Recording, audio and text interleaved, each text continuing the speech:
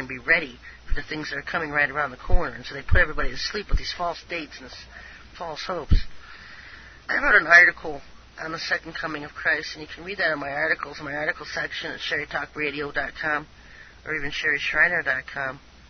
I wanted to read Malachi. In Malachi 4:1-6, he says, "For behold, the day cometh that shall burn as an oven, and all the proud, yea, and all that do wickedly shall be stubble. And the day that cometh shall burn them up, saith the Lord of hosts, that it shall leave them neither root nor branch." Not one of them left.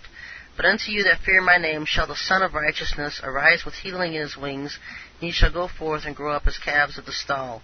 And ye shall tread down the wicked, for they shall be ashes under the soles of your feet in the day that I shall do this, saith the Lord of hosts. Remember ye the law of Moses my servant, which I commanded unto him in Horeb for all Israel with the statutes and judgments. Behold, I will send you Elijah the prophet before the coming of the great and dreadful day of the Lord. And he shall turn the heart of the fathers to the children, and the heart of the children to their fathers, lest I come and smite the earth with a curse." Now here's something interesting, folks. First of all, in verse 2, it talks about the Son of Righteousness shall arise with healing in his wings. This is not S-O-N, son. This is S-U-N.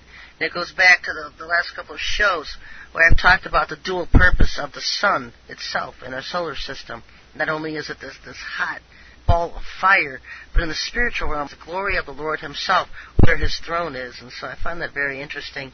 And I said that in the Old Testament, they used a different noun for the term son than they do for the New Testament. They kind of switched it. I don't know why they did that.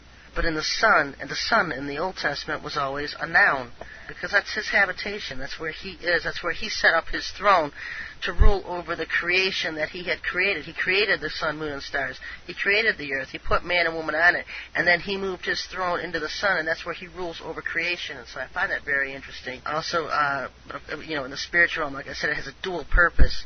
What you see in the physical realm isn't what you'll see in the spiritual realm. And so just looking at the sun alone, you can experience two different dimensions. Of course, we'll never be able to experience the second dimension in a human body, because even getting near the sun would burn us and destroy anything that comes near it and too close to it. But I find it very interesting, just getting into some of these hidden things over the years, these hidden truths.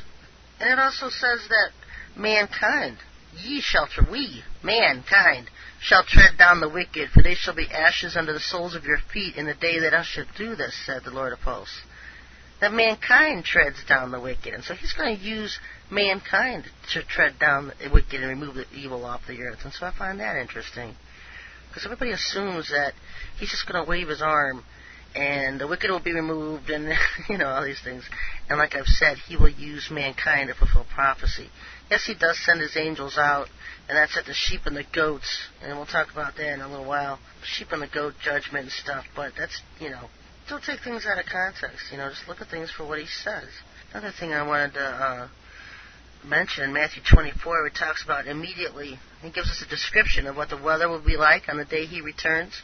Immediately after the tribulation of those days shall the sun be darkened, and the moon shall not give her light, and the stars shall fall from heaven, and the powers of the heavens shall be shaken. And then shall appear the sign of the Son of Man in heaven. And then shall all the tribes, the nations of the earth mourn, and they shall see the Son of Man coming in the clouds of heaven with power and great glory. The term stars and powers often symbolically refer to angels. In this instance, since they are falling, it would appear that it's Lucifer's armies who reside in the first and second heavens, on planets and moons, wherever else they reside, and they're cast to earth. And I've talked about that before in Revelation chapter 12, where it refers to Lucifer casting a third of the stars to earth. And we know that when he rebelled against the Most High, a third of the angels joined with him in his rebellion, and that's his first rebellion, and that's what this particular passage is referring to. And the stars are symbolic for the angels. The powers are a rank of angels, classification, divisions of them. And the powers of heaven are shaken. Probably the reigning, the governments of the heavens, and the various planets that rule over the fallen angels are shaken and overthrown. I know it's hard for some people to grasp the concept, because I know when you read it in New Age terminology, it just gets so cumbersome that you can't even read it. It's almost like nauseating garbage. And they do mix in a lot of truth with a lot of error. But they are very organized in the heavens, the powers of the heavens, the different alien governments and things, the different ranks and divisions, and You have to understand that over the last hundreds and even thousands of years that these angels procreate. Not only do they procreate, they can also create, like their own beings, their own races, like the Greys. We've talked about the small Greys and how they were created by the reptilians to be their slaves, and they're all mind-controlled by chip brain implants and stuff. And so this is the kind of thing that goes on in the background that you don't see on Earth in this dimension. And you know, I've always enjoyed watching the Star Wars movies because they always tend to bring a lot of this out to where it can make you think about how it is, because he has a lot of info that he portrays in these movies that I find correct, that nobody else would think it's just fiction. He made it up and brushed it off, and the truth is he has a lot of correct info in a lot of his movies, and so it's really wild to watch the whole Star Wars series, because that's really how Satan's realm is.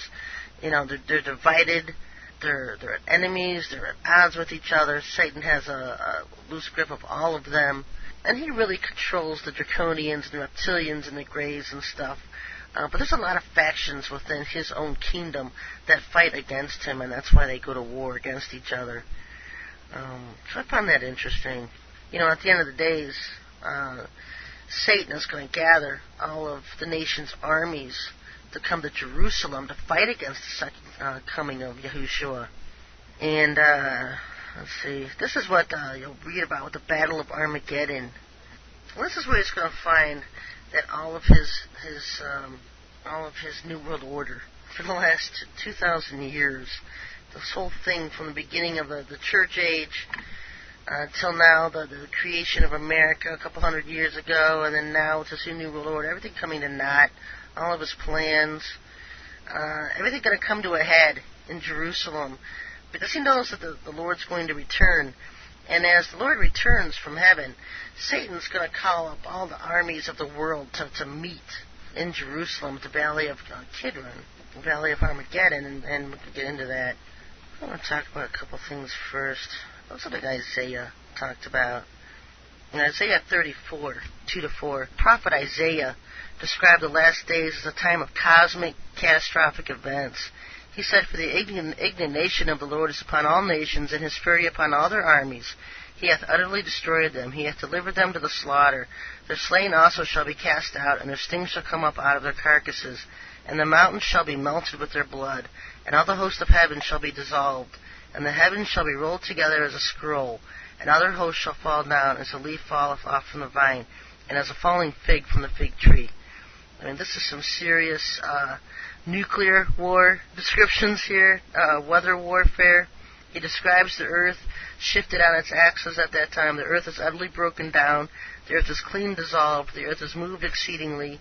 The earth shall reel to and fro like a drunkard, and shall be removed like a cottage, and the transgression thereof shall be heavy upon it, and it shall fall and not rise again. And that's listed in Isaiah 24, 19-20. He said the Lord would make a man more precious, rare than fine gold, and that he would shake the heavens, causing the earth to remove out of its normal place in the atmosphere. Isaiah said, "And they shall go into the holes of the rocks and into the caves of the earth, for fear of the Lord and for the glory of his majesty, when he ariseth to shake terribly the earth." And that's in Isaiah 13, 9-13.